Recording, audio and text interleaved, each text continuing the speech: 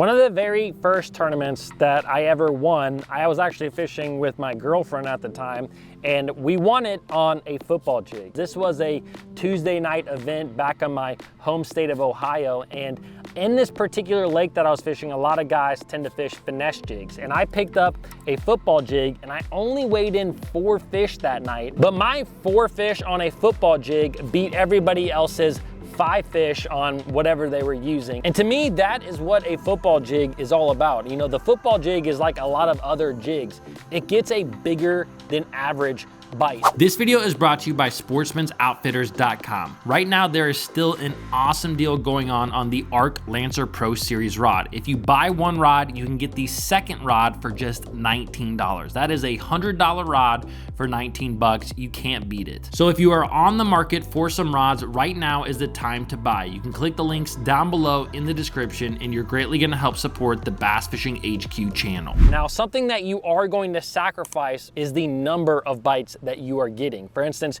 you might be able to fish a shaky head or a drop shot in the same places that you fish that football jig. And you might get a lot more bites with the shaky head or a drop shot, but on average, the fish that you catch on a football jig are typically going to beat those shaky head fish and those drop shot fish. In the water, this bait just has a big presence. That skirt, although it's just kind of sitting behind the head right now, when it's in the water, it actually flares up and it actually just makes a big presence in the water. And I truly believe that bass will skip small meals, but they will eat big meals, especially a big fish. There are times that you could throw a shaky head at a bass and he may not bite it, especially a big bass. But if you throw a bigger jig, like a football jig down there, and it shows that big presence, it actually intrigues that big bass to eating it because they know that they're gonna get a sufficient meal. They're gonna get a big meal. But like I said, you will sacrifice some bites when it comes to fishing not only a football jig, but any jig.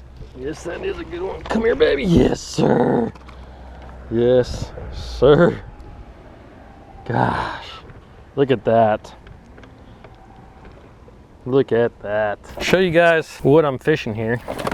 You know, this is a newer jig. This is the Berkeley football jig. I really like this because of actually the head design. As you can see, the head design is a little bit unique. Now, the other thing that I like about this jig itself is that it has a very good hook in it. It's one of these Fusion 19 hooks. It doesn't warp a whole lot. I mean, it would break before it actually bent out, and it's extremely sharp. Something that I like to do is I actually like to trim up these skirts quite a bit on them.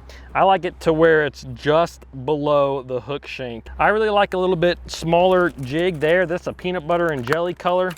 And I'm gonna thread on just a Strike King Rage Crawl. There we go. That's the nice little compact football jig. Something that I hear a lot of guys talk about when it comes to football jigs and jigs in general is that they just don't have a lot of confidence in the bait. They maybe haven't caught a lot of fish. It feels weird to them. They don't like it. But I am going to tell you that if you do not have confidence in a jig or actually in any lure, the best thing that you can do is lock that lure in your hand and just try to fish with it for an entire day. Anytime that I am trying to learn a new lure, that is the exact approach that I have. I mean, this year I've thrown a glide bait a little bit, but I really wanted to just understand a glide bait a lot better. So what did I do? I locked it in my hand and I started catching fish on the glide bait, and I feel so much more confident in that bait. And the same can be said with a football jig. Now, for those of you who don't know, which most of you probably do, a football jig was designed to come through rock cover. You know, any type of hard bottom, whether that's clay or shell or rock, that is typically where I pick up a football jig. You're not gonna wanna put a football jig in like grass like you see here behind me. You know, today I was actually fishing it on that bridge, which you can probably see right over there. On the sides of that bridge, you have some riprap type bank, some hard cover. And on the pilings of that bridge over there, there's also some more subtle rock. And I was using a football jig just to come through those pilings. There's one. I think it's a good one. Oh yeah, that is a good one.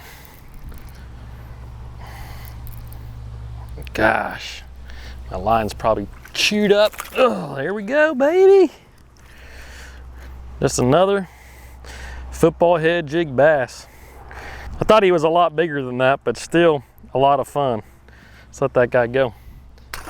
There's three main ways that I like to work a football jig. The first way, the one that I do probably most of the time, is just dragging that bait across the bottom. I'm literally gonna cast it up onto rock or wherever it may be, and I'm just dragging it across the bottom. Now, the second way I work this bait a lot is just small hops, and that's exactly what it sounds like. I do this a lot actually when I'm fishing deeper banks. You know, one of my favorite places to fish the football jig is on bluff banks. Now, up ahead of us, we don't really have a bluff, but as you can see, it's a fairly steep bank. And anytime I'm fishing a steeper bank, I'm gonna cast this bait up shallow, and I'm just gonna hop it off the bottom and then let it fall. And it's just gonna go down that stair step bank. The third way to catch fish on a football jig is what they call stroking a football jig. And this is a lot more aggressive way of fishing the bait. And I tend to do this when I'm fishing around just highly pressured fish that have seen a lot of lures.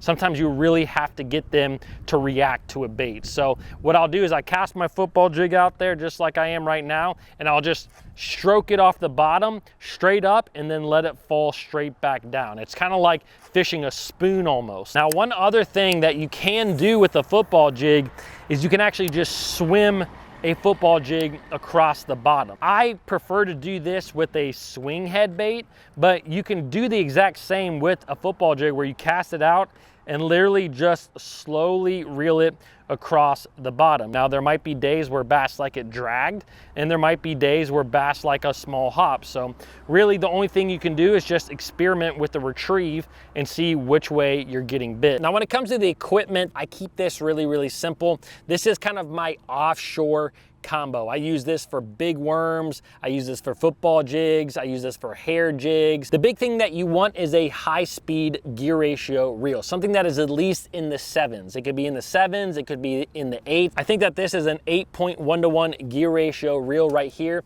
and I'm fishing a football jig typically on 15-pound straight fluorocarbon, sometimes 17-pound. If you're fishing around a lot of big fish and a lot of heavy cover, rock cover, I will step it up to 17-pound, but somewhere between 15 and 17-pound fluorocarbon is what I use. Now, the rod is actually one of my favorite rods of all time. If you guys have been around the channel, you know what it is. This is the Arc Tharp Series Moneymaker rod. This is a 7-foot, 3-inch, medium heavy power, fast action rod. To me, this rod is perfect for a football jig because it has, you know, it's a little bit longer, 7.3. That way you can really make a long cast. You can also set the hook at a distance. And the thing that I really like about this rod is it's not too stiff. I believe that some guys think that they need a heavy action, really stiff rod to be able to get a hook into a fish. And in today's age, I mean, the hooks are just getting better and better. And on this Berkley hook, I mean, this Fusion hook, as I said earlier, it's a really sharp hook. You don't even need to set the hook as hard as I set it to be able to drive this into a fish's mouth. The other thing about that stiff rod that I've seen is that you will lose a lot of fish on that football jig. And the reason being is that football jigs are really heavy for the most part. I mean, 1/2 ounce, 3/4 ounce, even 1 ounce. And if a fish jumps way out there, it has a lot of leverage with that heavy head to be able to throw that bait. So if you have a stiff rod and that fish jumps, what happens with a stiff rod is because it doesn't have a lot of flex, if that fish jumps out there, it will actually throw slack into your line, which makes it really easy for that fish to throw that bait. So I really suggest a medium heavy power, fast action rod. Now, there have been days on the water where I am fishing a football jig and that bite stops. And a lot of time when that bite stops, what I tend to do is pick up a big worm. And if you guys want to know more about fishing a big worm behind a football jig, I did a video on big worms that I'm going to leave right here. I actually use the exact same rod and reel setup for a big worm. So if you guys have this rod and reel, you can do both techniques. So hit that subscribe button, comment below, and I'll see you guys in the next video.